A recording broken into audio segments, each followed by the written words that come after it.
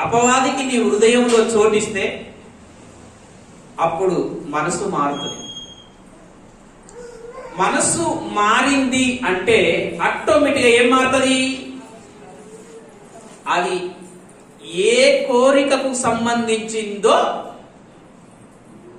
ఆ లక్షణాలు, మలేరియా వచ్చిందనుకో మలేరియా లక్షణాలు వేరే తీరుగుంటాయి. టైఫాయిడ్ వచ్చిందనుకో టైఫాయిడ్ లక్షణాలు వేరే తీరుగుంటాయి. చికెన్ గున్యా వచ్చిందనుకో చికెన్ గున్యా లక్షణాలు వేరే తీరుగుంటాయి. అలాగే సాతాను నీ మనసులో చోటు దక్కించుకుందనుకో, చోటిచ్చినవనుకో, నీ బలహీనత అంటే దొంగతనమా, తాగుడా, వ్యభిచారమా, అబద్ధమా, మోసమా ఏదైతే ఉందో ఆ లక్షణాలు నీలో చిన్నగా చిన్నగా కనిపిస్తాయి. నీ శరీరము ఏ పాపానికైతే అలవాటైపోయిందో ఆ లక్షణాలు చిన్నగా చిన్నగా చిన్నగా చిన్నగా కనిపిస్తాయి.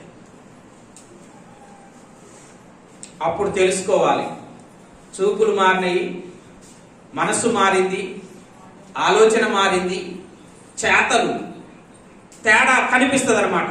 తేడా కనిపించగానే అంటే మనిషి ప్రవర్తనలో, మనిషి జీవితంలో తేడా వస్తుంది అంటే ఎక్కడ తేడా వచ్చింది? మనస్సు తేడా.